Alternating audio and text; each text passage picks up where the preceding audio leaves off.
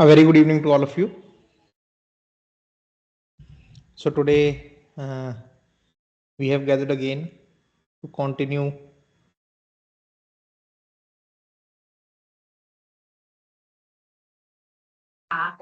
the Organon. We have done till 135. Still the aphorisms of provings are going on. So today we will move from the provings to the prover. We will talk some things about what kind of prover a person should be, and we will try to understand more things in a little deeper, the deeper meanings of some things as we go ahead in our understanding of the organon. Because like I have talked about this earlier also, organon is something which cannot be understood by a superficial reading. It has many layers to understand. Like when we did the sixth aphorism, the unprejudiced observer. So it usually, if we see that the aphorism is basically about the what is the meaning of an unprejudiced observer. But if you go more deeper, you can understand how to become an unprejudiced observer, how to become a good observer, how to become an observer which can see through the things which are happening and he can go to the things which are beyond. So there are many deeper meanings when we go, when we stay for some time on the text, when we stay for some time on the words and try to understand what Dr. Hahnemann is trying to relay to us. So with that, we will start with the organon.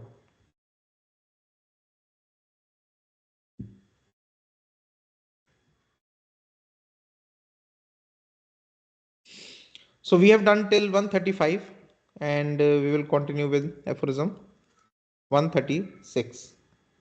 Screen share हो रही है? Yes, sir.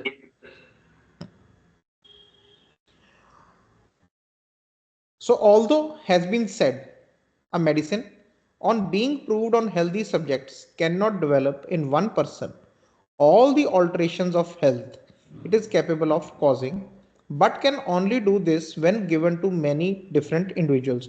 So last time, the aphorisms when we have done, there Dr. Hahnemann has said that we have to prove the medicine on many people so that we can come to the complete we can know the complete power of the medicine, because one medicine cannot produce all the symptoms which are under its power on one person. So we have to go and repeat the experiment on different subjects of different age, of different sex, males and females both, and try to get all the symptoms which we can have from so many people.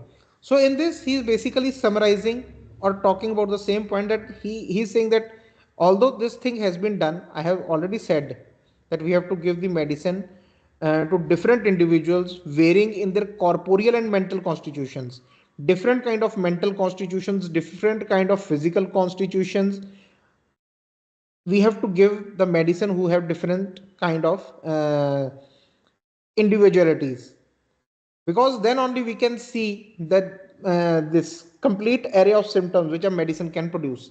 Yet the tendency to excite all these symptoms in every human being exists in it. But from that thing, if a question comes to the mind that okay, this medicine can produce some symptoms in some people, so it can cure some symptoms in some people. This is not the case. So he is trying to clarify this thing, that although this medicine, when it is being proved on the healthy subjects, it has produced different symptoms in many people. Okay, some were common, some were different, but they have been given to many people, and it has produced different symptoms. But to produce all the symptoms, the tendency, the power to produce all these symptoms are basically present in the medicine, according to an eternal and immutable law of the nature, because all these symptoms are basically coming from the power of the medicine. by virtue of which all its effects, even those that are but rarely developed in the healthy person, are brought into operation in the case of every individual if administered to him when he is in a morbid state presenting similar symptoms. So, because it has the power to produce the this pathogenetic power to produce symptoms is contained in the medicine, so it can contain the similar symptoms in a diseased individual also. It can contain when a person is in a morbid state, in a disease state, it can produce the similar symptoms in that. It then, even in the smallest dose, being homeopathically selected, silently produces in the patient an artificial state closely resembling the natural disease, which rapidly and permanently homeopathically frees and cures him of his original malady. Sorry. So it has this power to produce all those symptoms which are seen in 10 or 20 or 100 of the people it has produced. It has that power. And when by the symptom similarity we give a medicine to a patient who is suffering from similar kind of symptoms which our medicine has capability to produce, so it can homeopathically permanently cure the malady, the natural disease from that patient. So this thing should not come in mind that the medicine produces certain symptoms in certain individuals. So in a diseased person, it can only cure certain symptoms in certain people. That is not the case. Because while proving there is also a resistance of the body. A healthy body, it resists some symptoms. So all the symptoms cannot be produced. And we have talked about the susceptibility also. Different people have different susceptibilities. So it also depends upon the susceptibility of the patient, of the prover, sorry, not the patient, but of the prover, of the healthy individual, that what kind of susceptibility, whether it is sensitive, whether it is undersensitive, what kind of sensitivity he has. So, but whatever the powers are there, whatever the symptoms it produces, it has the power to cure all those symptoms. So, aphorism 137, the more moderate within certain limits the doses of the medicine used for such experiments. Okay. So, what should be the dose for such experiments? So, this is the aphorism about that. That the more moderate within certain limits the doses of medicine used for such experiments are. That we have to use the, although Dr. Hahnemann has told us about that, give it in 30 potency, give one globule, then go to the two globules. If still the symptoms don't come, then you keep increasing the dose until the symptoms start appearing. But here again, he is telling about that what happens if we give large doses basically. So we have to give the moderate dose within certain limits, provided we endeavor to facilitate the observation by the selection of a person who is a lover of truth. So we have prepared the medicine in the most purest form we have made. We have given the most minute dose to bring out the symptoms. But then there is a third part to this experiment. That is the prover. What kind of prover should we? Because at the end, even if we have done the first two steps very carefully, preparing the dose and giving the dose, preparing the remedy and giving the appropriate dose, if we have done two these things very accurately, very perfectly, and the third thing is not perfect, the whole experiment can fail. So the third experiment is that what should be the qualities of the prover? Because if the prover does not tell us exactly what is happening, or he somehow keep something secret from us, then the whole experiment will not come to the result we want from the experiment. That will not come out. So provided we endeavor to facilitate the observation by the selection of a person, we have to select a person who is lover of truth, who wants to know the truth, who wants to know what happens when this medicine is taken. He's lover, he loves truth. Temperate in all respects. He's a temperate person. He is not a very, moody or impulsive, or not that. Of delicate feelings. The feelings are very delicate. And who can direct the most minute attention to his sensations. Even the minutest of the attention, that he can place his attention wherever he wants. What is happening inside the body, what is happening, what kind of sensations are being produced, where they are being produced. He can tell all those things. We have to find that kind of prover. So much the more distinctly are the primary effects developed, and only these. So when we use moderate doses, small doses, what happens is that very minute primary effects come. So the prover has to be very delicate so he can catch these minute effects and tell the doctor or the physician that I am feeling these things.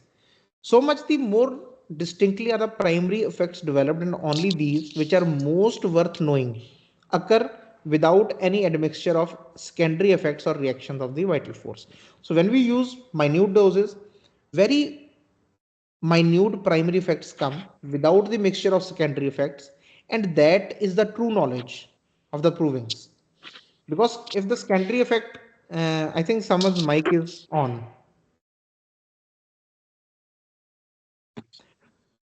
So because when the secondary effects get mixed with the primary effects, then a clear picture cannot be made of the proving. So for that we have to give most moderate doses, most smallest of the doses, and if the symptoms are not developing, we can keep increasing the dose. When however excessively large doses are used, what happens when we use large doses, excessively large doses? There occur at the same time not only a number of secondary effects among the symptoms, but the primary effects also come on in such hurried confusion and with such impetuosity that nothing can be accurately observed. So the primary effects, they come very fast in a hurried this thing. Even the secondary effects start coming. So an accurate observation cannot be made. We cannot make a clear picture of what are the symptoms which are of the medicine or the secondary effects of the vital force, let alone the danger attending them. And because we are, if we give excessively large doses, there is also danger which is coming with them, which no one who has any regard for his fellow creatures and who looks on meanest of mankind as his brother will deem an indifferent manner. So a person who has sympathy, who regards people as the mankind as a brother, he cannot remain indifferent to these things, that that a person is suffering because of the excessively large doses. First he complied for this experiment, and if we are giving the large doses and his health gets damaged, so that is why Dr. Hahnemann has written this aphorism, that at least what can happen if you do wrong. Because sometimes many times, yes, why it comes to my this thing, many times I'm asked that, like even Dr. Mavi, my father, he was asked also, and I am also asked that why you say right homeopathy, because it gives out a message that only homeopathy which you tell is the right. No, many times wherever I go, whenever. So it is not that the only homeopathy which we do is the right homeopathy. Many people are doing right homeopathy. The homeopathy which is written in Organon is the right homeopathy. But why? Because it is, because I'm telling that because this aphorism is on the same philosophy, that you have to tell the people that there is something wrong also being done. Don't take homeopathy as every homeopathy is right. There is a wrong thing and then there is a right thing also. We chose to be close to the right thing.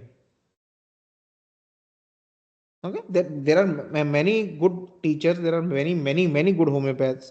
I have met many, I have enjoyed the company of many, and those people, they actually, most of them, they don't have any problem with this thing, with the name, because they understand this thing.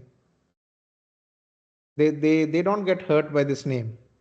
So this thing, because it started at Dr. Hahnemann's time now. In the introduction, Dr. Hahnemann has written about these things, that these things started at his time, that people were doing some things which he has already done, and he had the experience that this should not be done. And he has written about it, that this should not be done, don't give large doses. So he had to sometimes go to this, like this last line, that if a person has the compassion, he cannot remain indifferent to these kind of experiments where the large doses are being given, because first they are not accurate, they don't give the accurate picture, and secondly the prover who agreed to do an experiment at his health's expense, his health is getting damaged. So we cannot remain indifferent to that thing. So similarly, again about the name, this right homeopathy, we cannot remain indifferent to something which is going wrong. It is our moral duty and social duty also to tell the people. Then it is their choice what they want to do. But at least the first step is to tell the people that yes, wrong is also being done. How to differentiate what is right and what is wrong? It is basically based on the organon.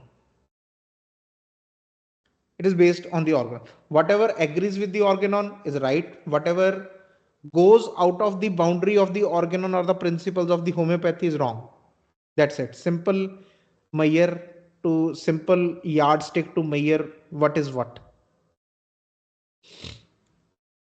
So aphorism 138. All the sufferings, accidents, and changes of the health of the experimenter during the action of a medicine, provided the above conditions, the conditions from aphorism 124 to 127, essential to a good and pure experiment are complied with. So if we have complied with all the conditions given in aphorism 124 to 127, how a proving should be done, and the experiment is very pure, then all the sufferings which the prover has gone through, any kind of sensations, some eruptions, some dearrangements, anything which the prover has gone through, any accidents also, if the prover had fallen from the stairs, if he had got some injury, on which side he has got the injury, and any change of the health are solely derived from this medicine. So those all things occur under the pathogenetic powers of the medicine and must be regarded and registered as belonging peculiarly to this medicine. Now I will stop for some time here and I will talk about the accident part. Many times when we talk about the accident, that accident should be given value, like what kind of accident a patient has gone through, or some kind of accidents repeatedly is happening in patient's life. Now I'm not talking about the prover, I'm talking about the patient. Why accidents? Accidents are not random happenings. They are not random.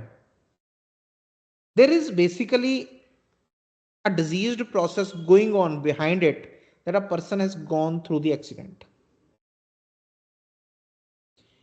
He could have avoided if he had been in a healthy state.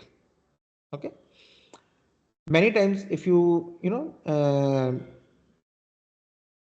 introspectively, if you think about it, if you sit for some time and think about whether whenever you had some minor accident or something like this, for example, you had a fall, you had hit some car, or there was an accident or some other thing, you the hand, it got into an injury, you have to think somewhere that what has happened. Recently I had an accident on my finger, injury on my finger around 20 days back. Still it is in a healing state.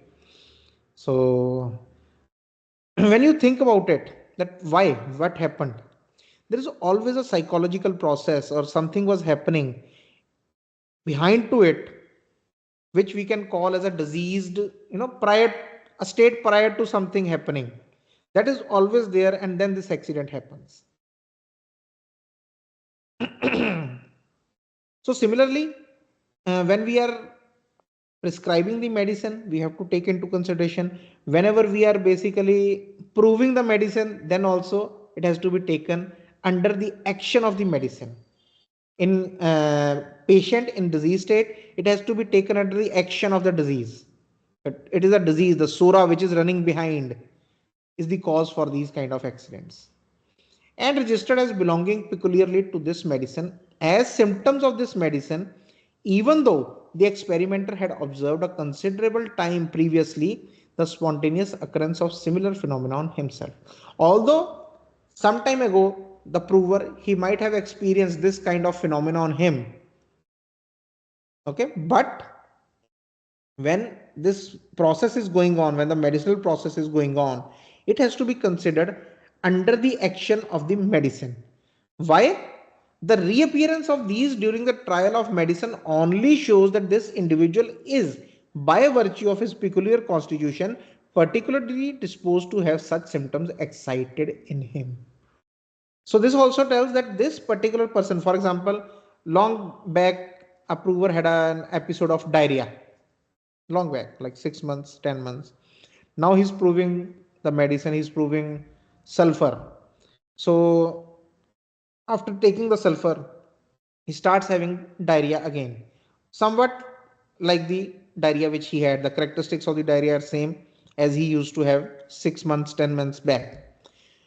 So this only means that this particular person has the disposition to produce this symptom, and because the medicine was given to him, it has been excited in him. The medicine became an exciting cause for the reappearance of the same symptom. So again, it comes under the action of the medicine. That medicine has the power to excite the symptom in this particular constitution. So in this case, they are the effect of the medicine.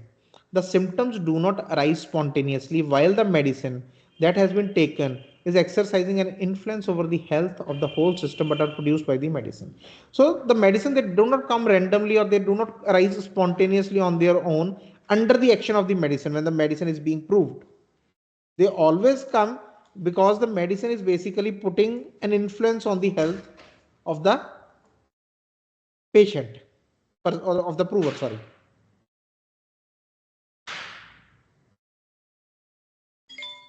When the physician do not, aphorism 139, when the physician does not make the trial of the medicine on himself, but gives it to another person, the latter must note down distinctly the sensations, sufferings, accidents, and changes of health he experiences at the time of their occurrence, mentioning the time after the ingestion of the drug, when each symptom arose, and if it lasts long, the period of its duration. So, when a physician has been doing a trial of medicine on someone, that prover has to note down everything, all the sensations, all the sufferings, any kind of accident, and we have to tell them ahead that even the accidents, don't think that it is happening randomly. Okay, you have to understand that like the prover has to understand that anything after he has started taking the medicine, anything which is happening, even some symptom he had, it he has to note it down, mentioning the time after the ingestion of the drug, after taking the medicine, how long after it the symptoms started arising, and how long it lasted, and what was the period of its duration. The physician looks over the report in the presence of the experimenter immediately after the experiment is concluded, or if the trial lasts several days, he does this every day in order, whilst everything is still fresh in his memory, to question him about the exact nature of every one of these circumstances. So finally, Dr. Hahnemann has given the points how to do it very, very finely. That if the patient, sorry, the prover, the physician has to do it every day because the memory is fresh. If and ask about each thing, how the circumstances were, what was the exact nature of everything, and to write down the more precise details so elicited, or to make such alterations as the experimenter may suggest. So to make some alterations, make more precise details, when it happened, how long it remained, all the symptoms, he has to ask to the prover. So there is a footnote. He who makes known to the medical world the results of such experiments becomes thereby responsible for the trustworthiness of the person. So even the trustworthiness of the person on whom the proving is done, that responsibility also falls on the physician who's proving the drug. From here, again, like I said, that there are, if you start thinking about it, that When Dr. Hahnemann tells about these things, these fine details of the things, then he makes a footnote to it. The question or kind of, a statement comes to the mind when you are reading through that how much big responsibility it is to do these things, and how much responsibility Dr. Hahnemann took to bring this truth to the world when he was talking about this thing, when he was writing about this thing. How careful he must be in his mind that even by mistake, I should not tell anything which is wrong, which is out of the experience. Because, even when you are sitting, when we are sitting in the clinics or doing, so many theories come to mind. So many, speculations come to mind. So many things they come to mind. Oh, it can be like this, it can be like that. What if this would have happened? But he was into, the conscience of Dr. Hahnemann. When you read the Organon, it is so incredible, so incredible. The responsibility he felt for telling the truth. If you read about the history of Dr. Hahnemann, he didn't had a very settled life. He had changed the cities. Was sent away from the cities because he spoke truth. But still, he took it upon himself. He took it as a responsibility on himself that this is the only method to cure the sick people, and it should be given to the people. It should be, because when a person knows about the truth, it becomes their moral responsibility to tell this thing, and they have to be very courageous because the whole world is going to be against them. The whole world is going to be against them. Becomes thereby responsible for the trustworthiness of the person experimented on and his statements. So he has to be very careful who is making the experiments. Nowadays, the provings are just are being done for fun. I read many provings of many new doctors. There are some serious people also. I don't say that, but I am talking about the most. When you see the provings, it is so they're so casual, and there is more. You can say impatience or hurried. They're very hurried to publish it first without verifying it. Even a medicine, I was reading about a new medicine, some new medicine, which was proved only on four people, and they published it. They published the medicine. Dr. Hahnemann, if you see at the this Materia Medica Viva, he has written name of each and every prover, and there are 40 provers, 50 men, 60s, many provers. And then he came up with the true picture of this thing. So this is why he's writing that just to become that you have done something new to be famous, don't do something irresponsible. Don't do something irresponsible, because you are responsible for the trustworthiness of this proving, and justly so. At the wheel of suffering humanity is here at stake, because there is a suffering humanity and their condition is at stake. So we cannot do anything which is, we cannot do carelessness in these things. It has to be very careful thing. It has to be very sacred thing.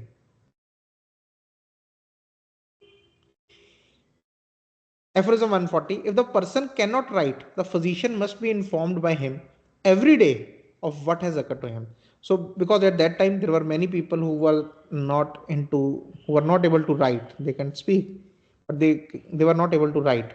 So for those, he said that physician should take a note from them every day how it has happened and how it took place.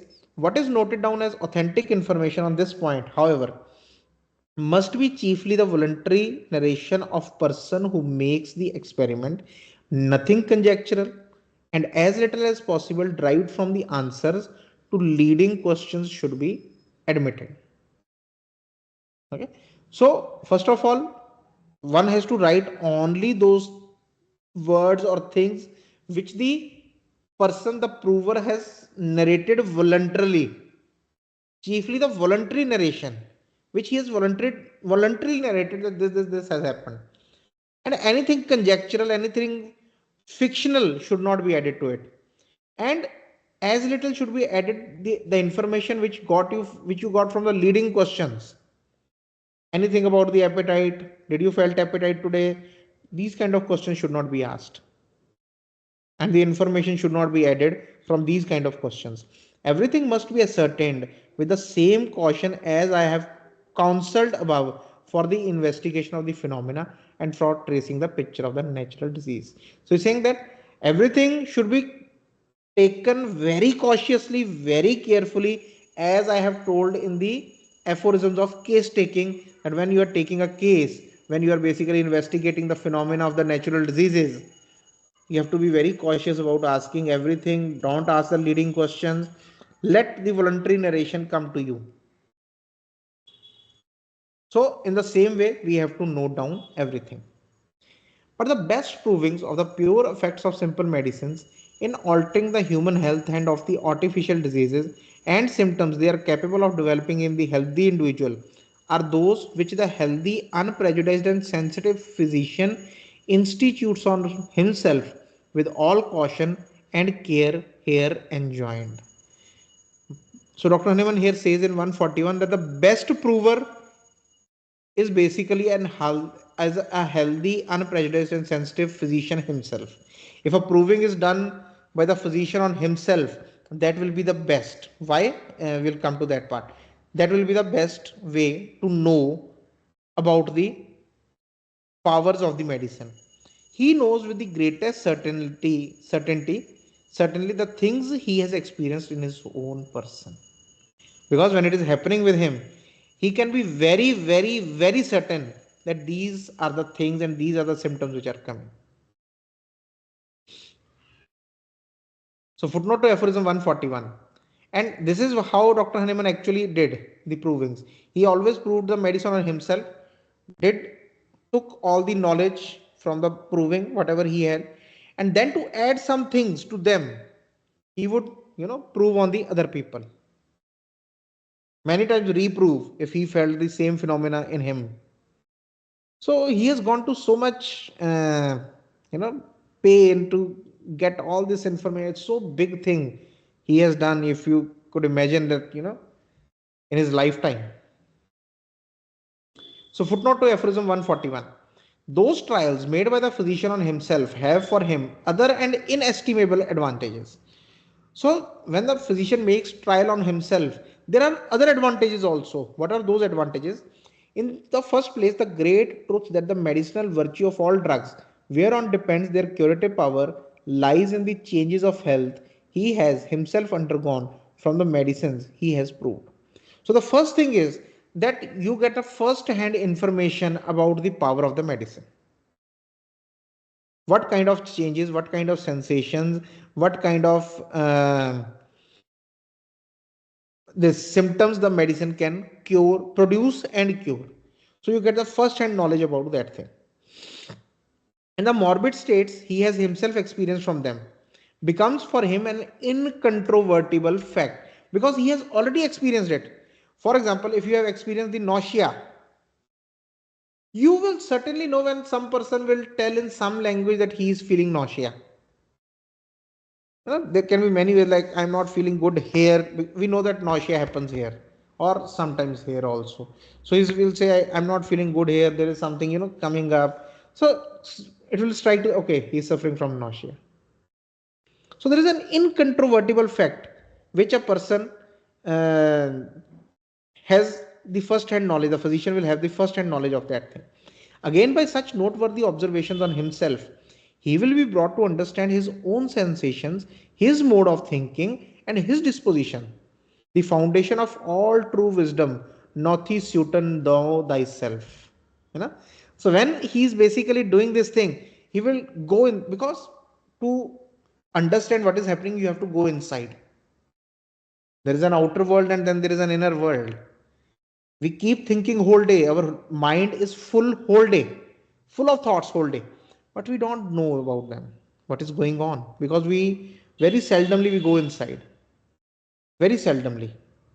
Nowadays many people they do meditation. It's a very good thing to meditate, but meditating for 1 hour and then being the same for 23 hours, again it does not serve the purpose. It is just like, a person goes to a religious place for 1 hour, he takes God's name, he sings God's name. When he comes out, he do all the bad things for the next 23 hours. So it does not make any sense. So meditation is a way to know how I have to be for the next 23 hours, that I will try to be in this state where I am watching myself, knowing myself. So the second advantage of the proving when a physician is doing on himself, he goes inside, because he has to look at the sensations what are happening. He has to see his mode of thinking, what kind of disposition he is, and he will be also trained to be what every physician ought to be, a very good observer, a good observer. Because this is how you, like I always say, that if you want to know psychology, you have to know yourself. You have every detail of psychology in yourself. You are psychology yourself, you are the psyche yourself. So how to become a good observer? The more you know about yourself, the more you know about how you are thinking, what is going on, what are your sensations, what are you feeling, why you are feeling. Because when you know that you are feeling this, the question will automatically come, why I am feeling like this. So this makes a physician a good observer also. All our observations on others are not nearly so interesting as those made on ourselves. When we are observing the people and when we are observing ourselves, you know, the observations which are made on ourselves, we are very conclusive about those observations. We know what is happening. On others, it is might be or might not be. The observer of others must always dread lest the experimenter did not feel exactly what he said. So when we are observing others, we are not very sure whether the information coming is right or wrong, or lest he did not describe his sensation with the most appropriate expression. Then again, there is a fear that whatever the person is expressing, the prover is expressing, that might not be the full what he felt. But when you yourself are feeling that thing, that can be written down, that can be written down in all those expressions which you are feeling. He must always remain in doubt whether he has not been deceived, at least to some extent. So there is always a doubt in the mind that maybe the information was not proper.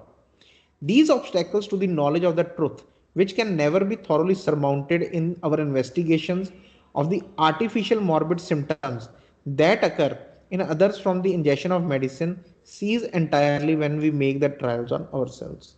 So these obstacles to getting the knowledge of the medicine, they basically completely go away, because now we are proving the medicine on ourselves. He who makes these trials on himself knows for certain that what he has felt, and each trial is a new inducement for him to investigate the power of other medicines. So he can very certainly write down what he has felt, the physician, and every trial, every new remedy which he tries to investigate, he has the old knowledge also, and now with a new investigation, he can know about uh, new powers of the other medicines. He thus becomes more and more practiced in the art of observing. So the more he do, he will become more practiced, more better in the art of observing. And such importance to the physician by counting to observe himself, the one on whom he can most rely and who will never deceive him. Because we cannot deceive ourselves even if we want to. We know deep inside what is happening, and we know that this is right and this is wrong, so we cannot deceive ourselves. So and we can the only person which we can rely completely is also on ourselves, and this he will do all the more zealously as these experiments on himself promise to give him a reliable knowledge of the true value and significance of the instruments of cure that are still to a great degree unknown to our art. and he will do it more zealously, with a more perfect way, with a more passion, when he starts gaining this knowledge. Because when you start knowing about some remedy, you want to know more. When knowledge starts coming to you, you want to have more knowledge. So the person, the physician, will become more zealous, more passionate to do these experiments. Let it not be imagined that such slight indisposition caused by taking medicines for the purpose of proving them can be in the main injurious to health. Now this is also very important, that when the provings are done, you know like, if we know about the primary action and secondary action of the medicine, so when the provings are done, a primary action is induced, it remains for some time, and then the vital force, it basically overpowers it and removes it from the body. So there is no permanent injury to the health, there is no injury at all to the health. Only the symptoms come for some time, and they are removed from the body, they are removed from the system by the vital force. Experience shows on the contrary. So Dr. Hahnemann is now telling about his experience, that on the contrary, the opposite thing happens. What? That the organism of the prover becomes, by these frequent attacks on his health, all the more expert in repelling all the external influences inimical to his frame, and all artificial and natural morbific noxious agent. So the contrary, the opposite thing happens, that the immunity of the body, or the strength of the body, by these repeated small attacks of the proving, it becomes more learned. It gets the knowledge how to repel these attacks. It becomes more expert in repelling all the external influences. And while doing the proving, there came a state of Dr. Hahnemann. I think he writes it in his lesser writings, I think, where he wrote that I have become free of Sura. That I have become free of Sura by doing these kind of experiments, and becomes more hardened to resist everything of an injurious character by means of these moderate experiments on his own person with medicines. So he becomes more resistant to these kind of injurious things. Okay, his health becomes more unalterable, he becomes more robust, as all experience shows. He says that all the experience, there are many provers who were doing proving again and again, and he has seen in them also that their health has also improved. The repeated attacks or some kind of things which are happening to them, now they have become more robust, and their health is unalterable, it is not altered very easily, they don't become sick very easily. So on the contrary, complete different phenomena, and it makes sense also. It makes sense that parts of the body, they become more intelligent, or they can have this memory of how to repel this kind of attack. They become more strong in that thing. So we'll stop at aphorism 141 today. So thing which we can take from today's aphorism is that, the main thing is that how much careful and responsible we have to be, because health is the most important part of a person, and he gives it is he gives his health, the patient gives his health in our hands. So we have to be very careful when we are doing, when we are selecting the remedy. I We have to be careful, but again we are bound by our knowledge also. So don't feel that if someone is not getting well, then you have to be.